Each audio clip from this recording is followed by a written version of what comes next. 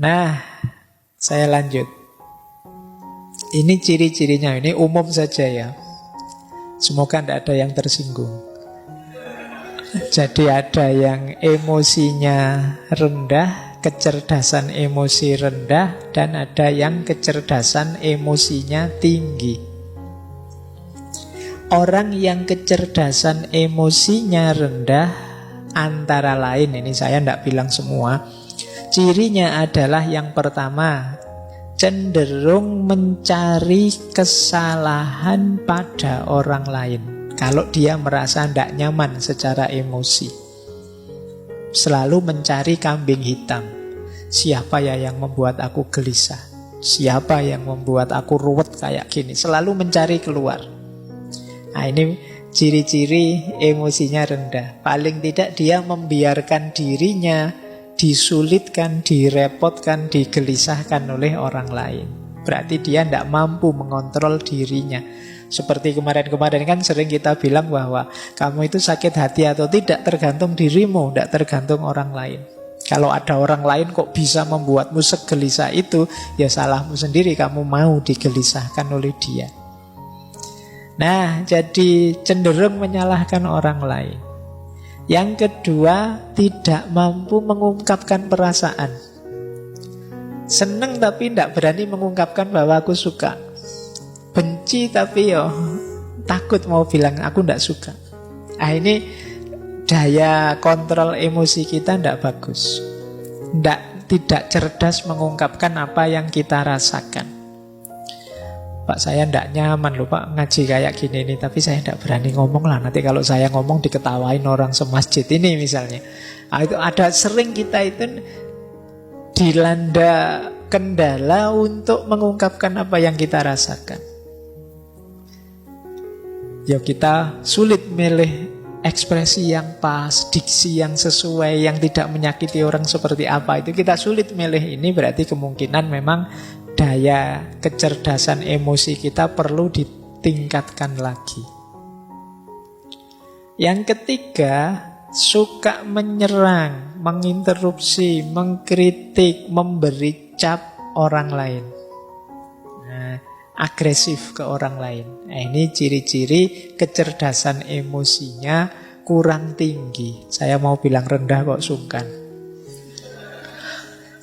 Jadi ya, jangan suka nyerang orang lain. Ini alamat apa? Dia kesulitan untuk berempati atau memahami atau mengerti perspektif yang diambil orang lain. Jadi dia hanya merasa satu-satunya yang benar ya versiku. Akhirnya yang lain dianggap salah semua, dikritiki, diserang terus yang lain. Nah, ini kemampuan kelola emosinya rendah. Yang keempat, suka memberi analisis rasional berlebihan menanggapi ungkapan perasaan orang lain.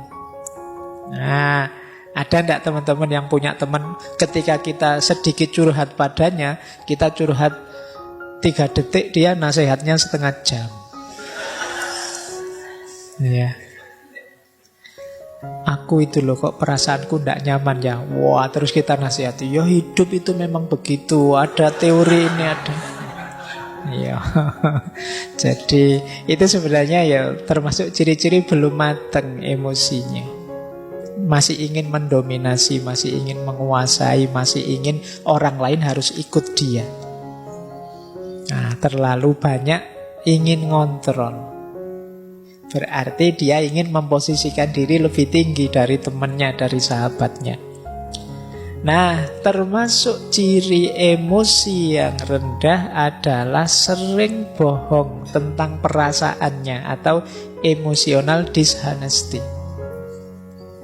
Ini sama seperti tadi. Kalau tadi tidak mampu mengungkapkan, kalau ini bohong. Mungkin demi citra, mungkin demi orang lain senang, mungkin demi macam-macam. Tapi intinya dia bohong. Padahal itu merugikan dirinya, bisa juga merugikan orang lain. Karena orang lain jadi sulit memposisikan diri di hadapan kita. Suka enggak kamu kalau saya gayanya begini? Sebenarnya enggak suka, tapi bilang, wah suka sekali saya Pak.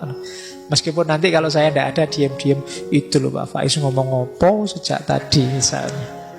Nah, ini namanya emotional dishonesty.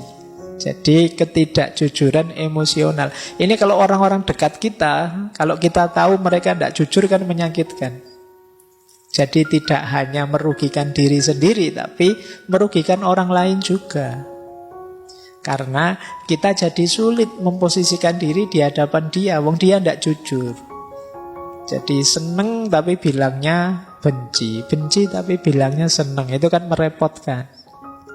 Jadi ya mbok kalau seneng bilang saja seneng, meskipun saya seneng sih, tapi ya kamu tidak usah terbebani lah, wong cuma saya saja kok, kan tidak masalah.